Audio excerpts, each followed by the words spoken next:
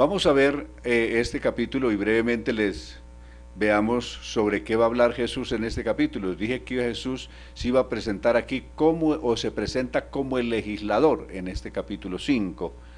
Y comienza diciendo, por ejemplo, el verso 17, Jesús y la ley. El verso 21, Jesús y la ira. ¿Qué va a decir Jesús acerca de la ira o el enojarse? Y qué realmente, es decir, cuál es el alcance de lo que realmente dijo. Jesús y el adulterio, a partir del verso 27. Jesús y el divorcio, a partir del verso 31. Jesús y los juramentos, a partir del verso 33. Y a partir del verso 38, el amor hacia los enemigos. Entonces, esos son las partes que vamos a ir desglosando en el recorrido de nuestro estudio. Entonces Jesús comenzó, quiero hacer alusión, del verso 13 en adelante, cuando les dice, los compara a ellos, en esta metáfora los compara con la sal, diciéndole, ustedes son la sal de la tierra.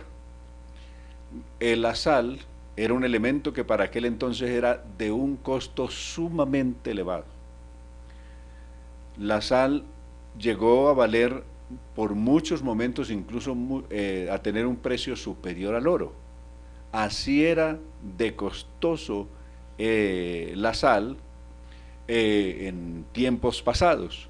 Llegó a costar mucho dinero a muchas personas, pues de ahí venga la palabra sal, viene de ahí, o la palabra salario venga de ahí, la palabra salario que hoy se usa para referirse a las personas empleadas, o el salario, un salario mínimo, tantos salarios mínimos, viene porque antiguamente a muchas personas se les pagaba, su trabajo se les pagaba con sal. Entonces, de ahí viene la palabra salario. Entonces Jesús está mencionando aquí dos elementos que eran fundamentales en la vida de aquel tiempo, la sal y la luz. Hoy de pronto nos hemos acostumbrado tanto porque ya hoy con todos los avances de la energía, de todos los sistemas eléctricos que hay hoy, pues ya no estamos tan acostumbrados a la luz que ya se nos hace normal, ya no pareciera como un asunto esencial, porque generalmente la tenemos por todas partes. Y lo mismo pasa con la sal, pero en aquel entonces sí eran dos elementos inmensamente esenciales. Entonces les habla, los compara con la sal diciéndoles, ustedes son tan indispensables son ustedes a la sociedad, tan indispensables son ustedes al mundo, desde luego. Que sean verdaderos hijos del reino de Dios, como se describen las características de las bienaventuranzas de los primeros versos, es tan esencial que ustedes, como hijos del reino, con una vida realmente transformada por el poder de Dios y hechos hijos de Dios, esas personas pacificadores, esas personas humildes, esas personas de mansedumbre, en fin, esas personas regeneradas por el poder de Dios, son tan esenciales a la sociedad, al mundo, que dice, son tan esenciales como es la sal, como lo era la sal en ese momento para el mundo, que era un elemento inmensamente esencial. Más le dice, pero si esa sal pierde su sabor, se vuelve insípida, pues no sirve más para nada, sino simplemente para echarla a la calle, para tirarla a la calle y que la gente pase sobre ella y la pisoteen. Así pasaría, o así pasa con una persona, si pierde esa bendición de ser un hijo de Dios, si pierde esa nueva vida que el Señor le da por su misericordia, por la obra de su Espíritu Santo, si pierde ese nivel espiritual, esa conexión con Dios, no queda sirviendo para nada, es decir, pierde absolutamente su valor y será pisoteado como tanta gente de este mundo es pisoteada por cualquier cosa y arrastrada por cualquier suciedad. Lo mismo pasa con la luz. La luz era esencial y sigue siendo esencial hoy. Entonces le está hablando de un asunto que es esencial y los compara con ese elemento esencial como la luz. Ustedes son la luz del mundo, en el verso 14. Una ciudad asentada sobre un monte no se puede esconder. tampoco se enciende una lámpara y se pone debajo de un cajón, sino que se pone sobre el candelero para que alumbre a todos los que están en casa.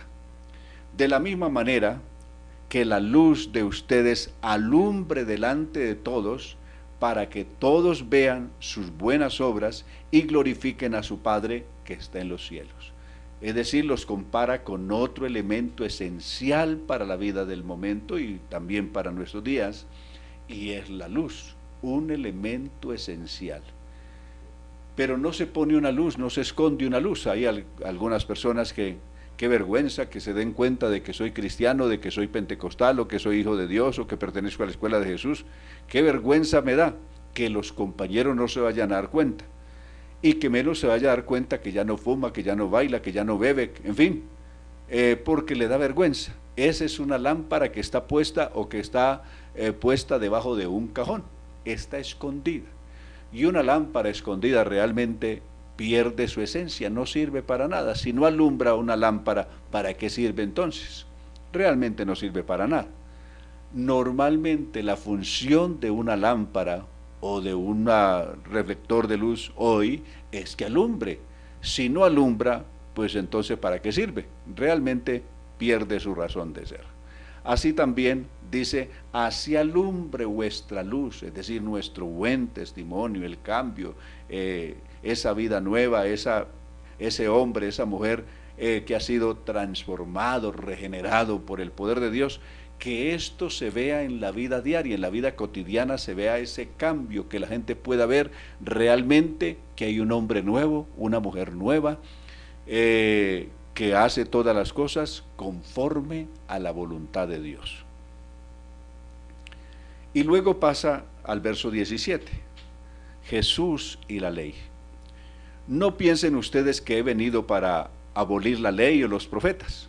No he venido para abolir, sino para cumplir la ley. Algunos piensan que con la llegada de la gracia fue que Jesús acabó y le dio un puntapié a la ley y la tiró a un lado, que simplemente la desechó o la dejó caduca. No, Él vino a cumplir la ley. Jesús es el cumplimiento de la ley. No piensen ustedes que he venido a abolir la ley o los profetas. No he venido para abolir, sino para cumplir la ley. Porque de cierto os digo que mientras existe el cielo y la tierra, no pasará ni una jota ni una tilde de la ley hasta que todo ello haya sido cumplido. En este verso 18 quiero hacer una anotación para que entendamos mejor a qué se refería Jesús cuando mencionó la jota o la tilde. Realmente jota y tilde la entendemos nosotros en español. La jota, este sonido jota, que inicialmente era la epsilon del griego, o la yod del hebreo, adquiere su sonido jota o se le da el sonido jota solamente a partir del año 510 después de Cristo. Es decir, en tiempos recientes es que tenemos el sonido jota. Este sonido no existía en los días de Jesús. Entonces simplemente se refería a epsilon del griego o a la yod del hebreo. Y resulta que la yod del hebreo es una especie de tilde en la parte alta. Esa es la yod, así se escribe la yod, una tilde en la parte alta, no en la parte baja como ocurre en la tilde que conocemos hoy, sino en la parte alta, y esa era la yod. En el griego la epsilon, que la epsilon era un palito y un puntico arriba, es decir, como un 1 y un puntico arriba, epsilon. Este sonido se podía, ¿qué sonido se le dio? En el mismo hebreo y en el griego se le daba el sonido de yed, por ejemplo, Jesse, en otra versión Jesse, Jesse, es decir, emplear la yod o emplear epsilon daba igual cuando se pasaba de hebreo a griego. En griego era la yod y este yod se podía sonar como i también, como una i, darle el sonido i, en muchos casos, o de y, o sonido y. Entonces, y su equivalente en el griego se podía dar el sonido de I o también de Yed, y por eso del español hacia el año, la academia en el año 1510 quiso darle un cambio, y a esta epsilon que tenía el sonido de Yed o de Heb, entonces se le dio el sonido J, pero eso hasta nuestro día, esa J en muchos campos sigue sonando, sigue teniendo el sonido de Y. Ejemplo, se escribe Jesús en inglés, pero se pronuncia Jesus. Esa J se pronuncia como Y. Jeremy, por ejemplo, Jeremías o Jeremías. Y así sucesivamente vamos a encontrar que ese sonido J y Y, aún en nuestro día sigue siendo muy común tener el doble sonido, que era el sonido, ya dijimos que Yed venía de la Yod del hebreo, y el sonido que tenemos de J viene de epsilon del griego, que era el equivalente a la Yod del hebreo. Entonces, algunos dicen, bueno, ¿por qué en algunas versiones se lee Yahvé o Yahweh, y otras versiones se dice Jave o Java o Jehová?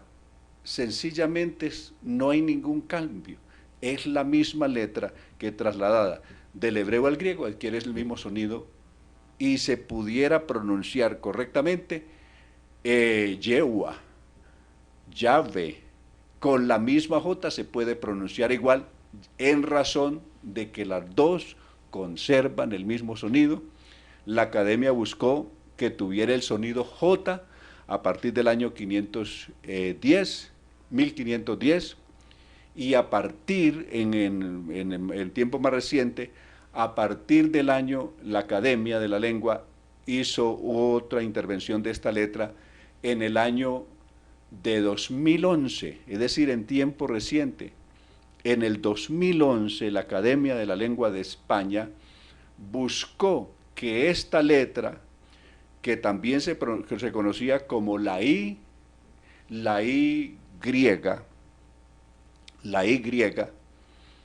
perdiera ese sonido, es decir, no se le tuviera más ese sonido de I griega, sino que se le diera el sonido de Y, solamente Y, para distinguirla de la otra Y. Entonces, de la otra letra que tiene el sonido Y. Entonces, buscaron hacer ese cambio, y eso es, pero aún hoy la letra sigue conservando lo que siempre fue. Entonces, cuando Jesús dice J y tilde, se refiere a una misma letra. Porque para algunos esta letrica arriba, la Yod, era como una especie de tilde. Y si le quitábamos la Yod y poníamos un palito abajo y un puntico encima, podía sonar como I o también como J. Entonces, se prestaba para tener varios sonidos con esta letra. Entonces, realmente, la J y la tilde, en la mención que hace Jesús aquí, hace referencia a una misma letra. Y es la Yod o la epsilon. Ahora, verso 19, de manera que cualquiera que quebrante uno de estos mandamientos muy pequeños, y así enseña a los demás, será considerado muy pequeño en el reino de los cielos. Pero cualquiera que los practique y los enseñe será considerado grande en el reino de los cielos. Recuerden que Jesús en el capítulo 4 se presentó como el Mesías, y el Mesías viene anunciando el reino de Dios. De ahí que todas las enseñanzas de Jesús serán siempre basadas en lo que tiene que ver con el reino de Dios. Y les digo que si la justicia de ustedes no es mayor que la de los escribas y de los fariseos, ustedes no entrarán en el reino de los cielos. Ya se dirige propiamente a su círculo cercano, a sus discípulos, que son los que le están escuchando allí, que están sentados alrededor suyo, y les dice, bueno, si la justicia de ustedes, es decir, si la forma de vida de ustedes no es superior a la forma de vida que llevan los fariseos, los escribas y los fariseos, es decir, los más religiosos que habían en su tiempo, los más conservadores que habían en su tiempo, incluso extremistas. Entonces, si ustedes no son superiores en su vida personal, en su relación con Dios, en su vida espiritual, no es superior a la vida de los fariseos y de los escribas, recordemos que Jesús a los escribas y los fariseos los llamó hipócritas en San Mateo capítulo 23. Cuando lleguemos allí vamos a ver que Jesús a esta clase religiosa la llamó hipócritas. Por lo tanto le está diciendo, si ustedes si ustedes fueran hipócritas como también lo son los escribas y los fariseos, pues entonces ¿qué ventaja es? Es decir, si una persona viene a Cristo, viene al reino de Dios, es para vivir una vida realmente transparente, una vida realmente en la presencia de Dios, en obediencia a Dios, que está en la gracia de Dios, que está direccionada por Dios y que no simplemente es una apariencia religiosa como ocurría con los escribas y los fariseos, que todo lo que ellos lo hacían simplemente ceremonias, ritos y formas externas para tratar de impresionar a las gentes o demostrarle a la gente que tenían mucha justicia, aunque su corazón lejos estaba de Dios y su corazón aún peor que lejos de Dios. Era cual un sepulcro lleno de huesos de muerto, como lo va a mencionar Jesús más adelante. Luego Jesús va a hablar sobre la ira o el enojarse. Quiero que ustedes hagan este recorrido conmigo para que no se confundan.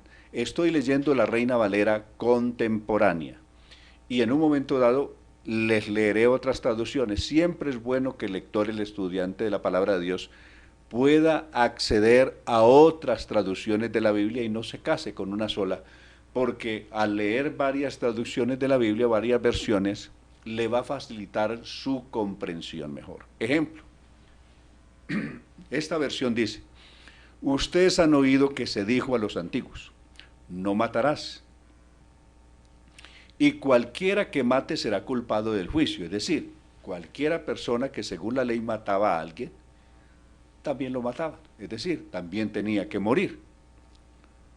Eso era la ley.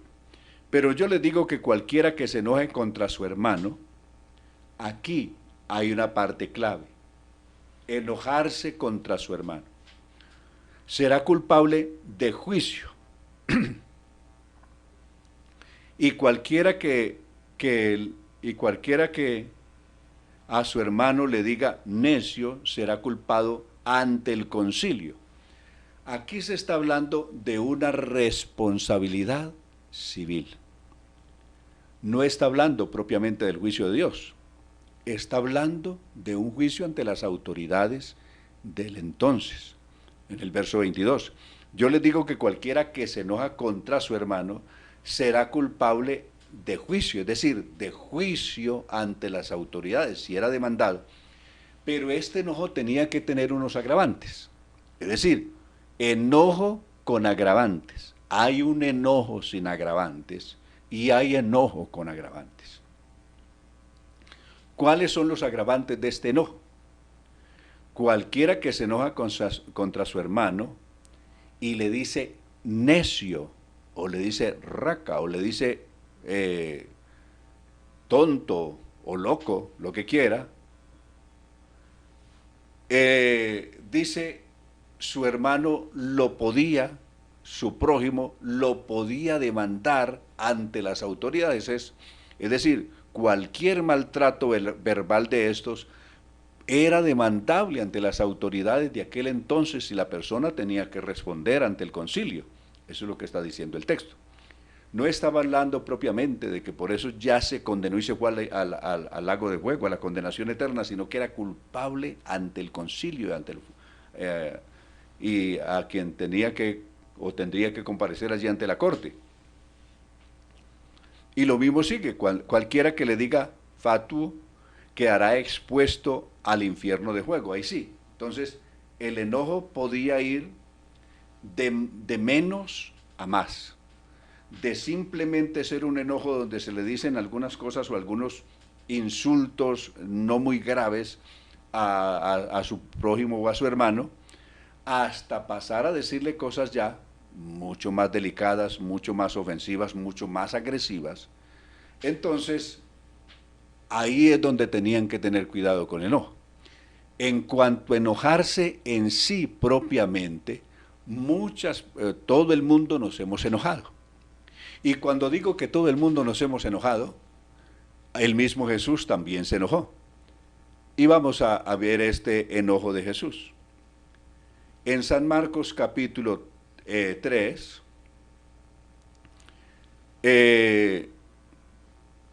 a partir del verso 4 en adelante dice, a los demás les preguntó, ¿qué está permitido hacer en el día de reposo? ¿El bien o el mal? ¿Salvar una vida o quitar la vida? Y ellos guardaron silencio.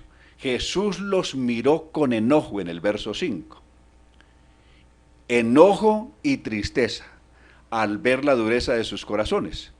Entonces dijo al hombre, extiende la mano, y el hombre la extendió y su mano quedó sana.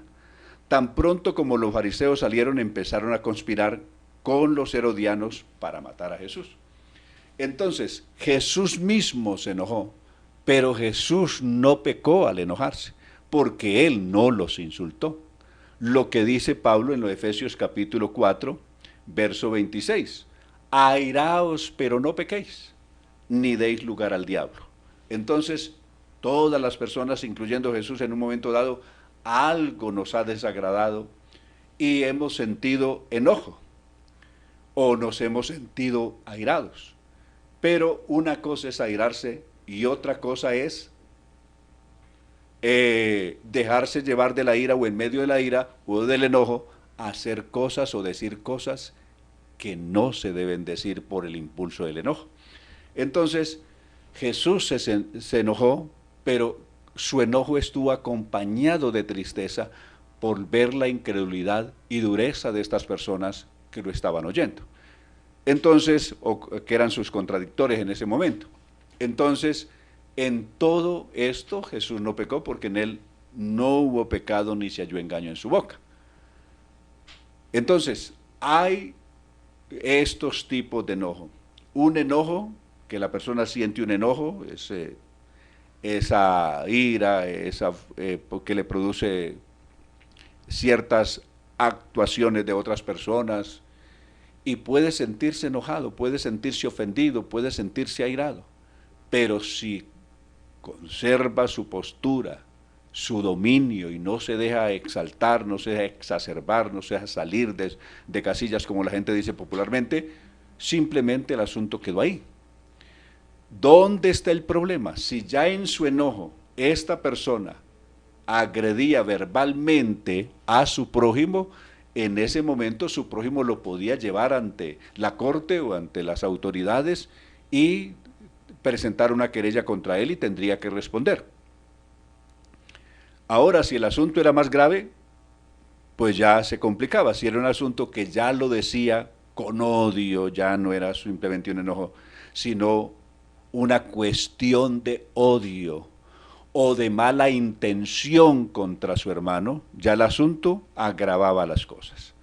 Veamos otra traducción. Tenemos la traducción viviente. Y vamos a ver este mismo texto de San Mateo en el capítulo 5, que estábamos leyendo. Veamos esta traducción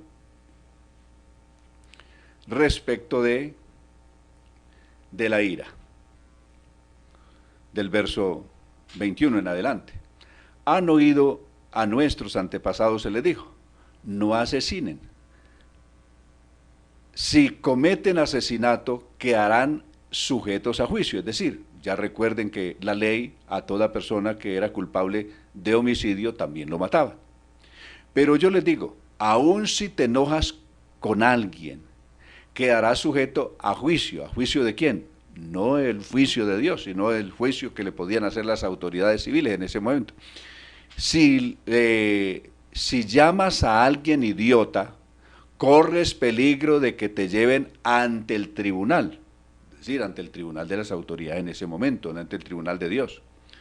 Y si maldices a alguien, ya de maldecir ya era un asunto más grave. Es decir, La Biblia dice en Gálatas capítulo 5, 19, entre los que no heredan el reino de Dios dice, ni los maldicientes. Y también Primera de Corintios capítulo 6, del verso 11 en adelante, no sabéis que los injustos no heredarán el reino de Dios, e incluye a los maldicientes. Entonces ya cuando una persona se atreve a maldecir a alguien es porque está sumamente llevado o arrastrado por la ira, y eso ya adquiere una connotación muy grave ante Dios, porque los maldicientes no heredan el reino de Dios. Entonces, por eso, en los dos primeros casos, lo resolvían las autoridades, pero si ya el asunto se vuelve tan grave que ya esa persona comienza a maldecir a su prójimo, ahí ya esto adquiere una connotación espiritual, no solamente era una cuestión de tipo legal en su momento, sino de tipo espiritual, que será por lo cual tendrá que responder ante Dios. Entonces, he ahí la gravedad del asunto. Entonces, eso es, por eso dice que si una persona maldice a alguien, corre peligro de caer en el infierno de fuego. Por tanto, si presentas una ofrenda ante el altar del templo y pronto te recuerdas que alguien tiene algo contra ti, estoy leyendo el verso 23 y el verso 24 dice, deja la ofrenda allí en el altar, anda y reconcíliate con esa persona, luego ven y presenta tu ofrenda ante Dios. Cuando vayas camino, es decir, si le había tenido una querella, un altercado, y de alguna manera había ofendido a su prójimo y su prójimo lo iba a demandar o lo había demandado ante las autoridades, normalmente las autoridades lo citaban a los dos, le hacían especie un careo público. Entonces el verso 25 dice, ¿qué pasaría, qué hacer en una instancia de esas? Cuando vayas camino al juicio con tu adversario, es decir, tenía que ir con él para comparecer donde éste lo había demandado, resuelvan rápidamente las diferencias, es decir, entre tanto en ese recorrido que van camino de ir ante el juez, conversen, y si llegan a un acuerdo, es decir, si llegan a un acuerdo mutuo, si hay una conciliación entre los dos, pues entonces ya resolvieron el problema y el juez ya no tenía que resolver nada porque ya los dos lo habían resuelto. De no ser así, el que te acusa podría entregarte al juez, quien te entregará a un oficial y te meterán en la cárcel, porque pudiera ser detenido, de acuerdo a la gravedad de la ofensa, podía ser detenido unos días. Y eso sucede, si esto sucede, dice, te aseguro que no pondrán en libertad, que no te pondrán en libertad hasta que no hayas pagado el último centavo. Generalmente le imponían una multa y esto tenía que pagarlo por esa agresión que había hecho contra su prójimo. Entonces las autoridades le imponían una multa, estaría en la cárcel hasta que pagara la multa o la fianza. A partir del verso 27 Jesús enseña sobre el adulterio. Y aquí hay algo muy importante que quiero que ustedes noten. Voy a leerles en la versión La Reina Valera contemporánea y luego leemos otras. Observen ustedes. Ustedes han oído que fue dicho, no cometerán adulterio. Pero yo les digo que cualquiera que mira con deseos a una mujer, ya adulteró con ella en su corazón. Por tanto, si tu ojo derecho te hace caer en pecado, sácalo, deséchalo, deshazte de él. Es mejor que pierdas uno de tus miembros y no que todo tu cuerpo sea echado al infierno. Y si tu mano derecha te hace caer en pecado, córtala, deséchala. Es mejor que pierdas uno de tus miembros y no que todo tu cuerpo sea echado al infierno. Veamos esto en otra versión. Siempre les digo que hay que ver las cosas en varias versiones para que ustedes se familiaricen y vean de una manera más sencillo todo esto y no confundirse. Verso 27. Han oído el mandamiento que dice. Recuerden que estos son mandamientos escritos que se encuentran en Éxodo capítulo 20. Jesús une dos mandamientos, une el sexto y el noveno mandamiento. Aquí están unidos dos mandamientos. El sexto mandamiento que dice no adulterarás o no cometerás adulterio, y el noveno que dice no codiciarás la mujer de tu prójimo. Entonces aquí Jesús lo que hace es unir esos dos mandamientos en uno. Han oído el mandamiento que dice, no cometerás adulterio, pero yo les digo que el que mira con pasión sexual, observe ya la connotación que tiene aquí, el que mira a una mujer con pasión sexual, a una mujer ya ha cometido adulterio con ella en el corazón. Por lo tanto, si tu ojo, e incluso tu ojo bueno, te hace caer en pasiones sexuales, sácalo y tíralo. Preferible es que pierdas una parte de tu cuerpo y no que todo tu cuerpo sea arrojado al infierno. Y si tu mano o incluso tu mano fue más fuerte, te hace pecar, córtala y tírala. Es preferible que pierdas una parte del cuerpo y no que todo tu cuerpo sea arrojado a la gehenna o infierno. Entonces, con estas connotaciones que estamos viendo, ya vemos a dónde llega. El que mira a una mujer, ¿cómo la mira? Y generalmente aquí hay otra cuestión. Está haciendo alusión al que mira a una mujer casada.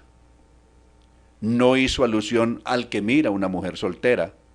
Está haciendo alusión inicialmente al que mira a una mujer casada.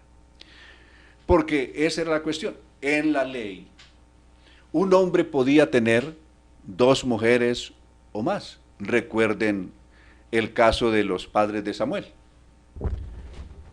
Recuerden a Penina y recuerden a Ana, las dos mujeres que tenía el padre de Samuel. Entonces, en la ley normalmente era permitida la bigamia, y en los reyes era permitida hasta la poligamia, de acuerdo a Deuteronomio capítulo 17. Solamente se le dice al rey que no tendría muchas mujeres, pero sí podía tener varias. Y si hacen la cuenta cuántas mujeres tuvo David, pues tuvo bastantes. Y no se siga la cuenta con Salomón, porque ahí sí los números se nos pierden. Entonces ahí el asunto es más grave. Pero normalmente en la cultura religiosa de Israel, un hombre podía tener más de una mujer. Pero ¿dónde estaba el problema? Si un hombre tenía ya una mujer y la otra que quiere tener es una mujer casada, ahí estaba un asunto grave, porque esa sí no la podía tocar. Y tiene esto. Si solamente la miraba con esa pasión sexual, es decir, con esa disposición de corazón, que si esa persona podía acceder a ella, estaría con ella, ya era, porque hay una disposición del corazón. Como una persona que dice, si yo tuviera la oportunidad de asesinar a este, lo asesinaría. Ya es un asesino en potencia en su corazón. Si un hombre dice que si tiene acceso a esta mujer, hace esto y aquello con ella, ya es una disposición que hay en el corazón y se le cuenta como un hecho. Entonces, eso es lo que está diciendo. Pero yo les digo que el que mira con pasión sexual a una mujer, ya ha cometido adulterio con ella. Pero quiero que vayamos y miremos otra traducción. Y vamos a mirar esta traducción, que es la BHTI. Ustedes saben que se dijo, no cometas adulterio, pero yo digo que el que mira con malos deseos a la mujer de otro, por eso yo decía, estaba haciendo alusión, que el énfasis aquí recae en mirar un hombre casado que está mirando.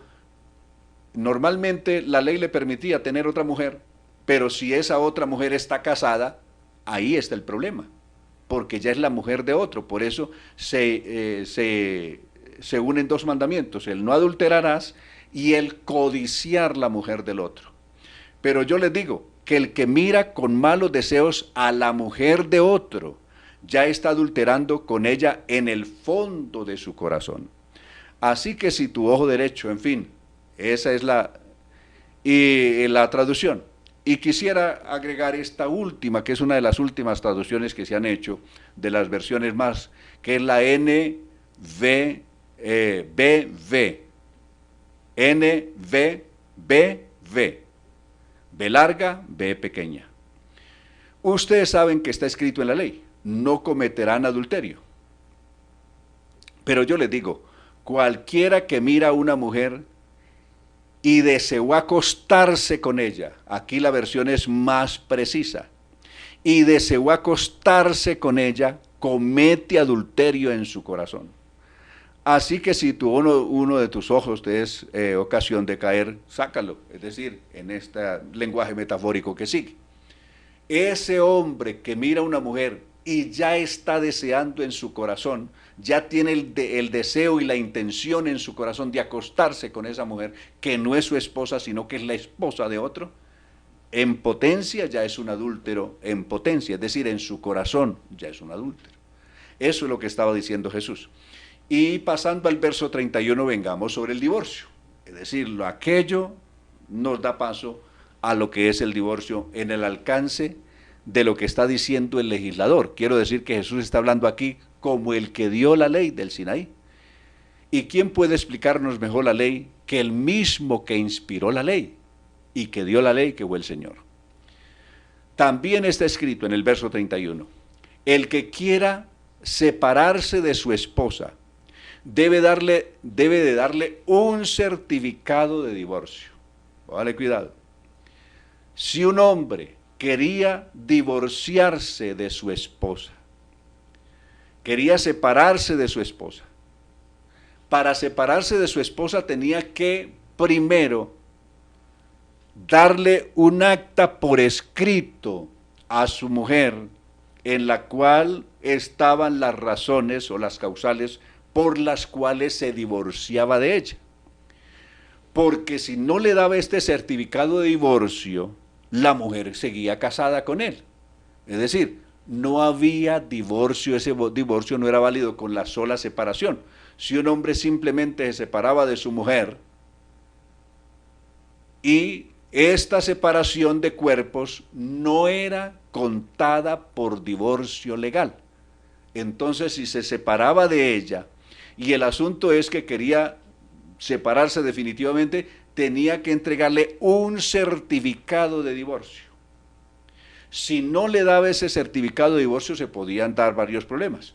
Si otro tomaba a esa mujer y se casaba con ella, cometía adulterio. ¿Por qué? Porque esta mujer no figuraba divorciada. Es la razón que esta mujer no figuraba divorciada, sino separada. Lo mismo ocurre en el día de hoy, es decir, hoy no es diferente. Si un hombre simplemente se separa de su mujer o una mujer se separa de su marido y simplemente están separados y no han legalizado ningún divorcio y este hombre o esta mujer se une o se casa con otra persona, pues se configura adulterio. ¿Por qué? Porque hay un matrimonio vigente que no se ha cancelado. Por eso él está diciendo aquí en este verso 31, también está escrito, el que quiera separarse de su esposa, Deuteronomio capítulo 24, debe darle un certificado de divorcio. Pero yo les digo que el hombre que se divorcia de su esposa, excepto cuando haya sido infiel, hace que ella cometa adulterio. Y el que se casa con ella también comete adulterio. Aquí, cualquiera hombre que se divorciaba de su esposa, por la razón que quisiera, la ley dijo, se podía divorciar por cualquier causa, por la causa que él quisiera, según el capítulo 24 de Deuteronomio. Y era válido, y Moisés permitía eso. Pero en cambio Jesús dice, como el legislador que es, dice, cualquier hombre que se divorcia de su esposa, y la causal por la que se divorcia no es que su mujer le haya sido infiel, y sin ella hacerle infiel, la obliga a que ella vaya y se case con otro, pues ella comete adulterio y el que se casa con esa mujer también comete adulterio. Entonces, tenía que resolver, ahí tiene que haber una resolución de fondo sobre este asunto. De esto volveremos cuando lleguemos al capítulo al capítulo 19. Pero antes de irme de aquí, quería leérselos en la traducción de la BHTI. También se dijo, el que se separa de su mujer debe darle un acta de divorcio, lo que yo estaba diciendo atrás. Pero yo les digo que todo aquel que se separa de su mujer, salvo en caso de inmoralidad sexual, la pone en peligro de cometer adulterio. Si un hombre repudiaba a su mujer, dejaba a su mujer, se separaba de ella, no por la causal, es decir, sin intervenir o sin existir la causal de que ella le hubiera sido infiel, y se separaba de ella, la pone en peligro de cometer adulterio. Es decir, el peligro es para los dos. Si esta mujer que fue separada o que fue dejada por su marido, sin existir la causal del divorcio, si ella comete adulterio, su marido que la rechazó también es culpable. Ambos son culpables. Él la expuso a la condición de caer en adulterio. Ese es el alcance de lo que Jesús está diciendo. Dice, la pone en peligro. ¿Quién la está poniendo en peligro? Su marido que se está divorciando de ella sin tener una justificación válida. Y el que se casa con esa mujer separada también comete adulterio. Entonces, mire cómo se puede agravar el problema. Y luego ya a partir del verso 33, él va a hablar sobre el juramento, diciéndoles, normalmente no es que la ley prohibiera jurar por Dios, no. Antes la ley establece que solamente se podía jurar por Dios.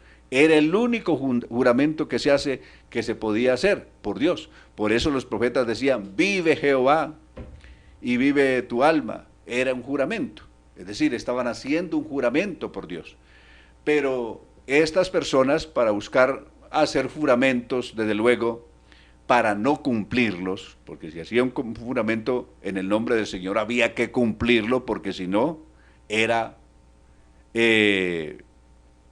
se podía contar como un insulto al nombre del Señor. Tomar el nombre del Señor en vano si ese juramento no se cumplía, siendo que se había hecho en nombre de Dios. Entonces la gente, para no tener ese compromiso, entonces juraba por el cielo, o juraba por la tierra, o juraba por los cabellos de su cabeza. El Señor le dice que esos juramentos no tienen ningún valor. Es decir, no hay que jurar por eso. Si una persona va a jurar, jure por Dios, porque debe jurar. Y ustedes saben asimismo que se dijo a los antepasados, no juren en falso. Si no cumplen lo que prometiste al Señor con juramento. Pero yo les digo, no juren de manera alguna, no juren por el cielo, porque es el trono de Dios, ni por la tierra, porque es el estrado de sus pies, ni juren por Jerusalén, que algunos juraban por Jerusalén, porque es la ciudad del gran rey. Ni siquiera juren por su propia cabeza, porque está en tu mano, no está en tu mano el hacer blanco o negro uno solo de tus cabellos. Digan simplemente sí o no.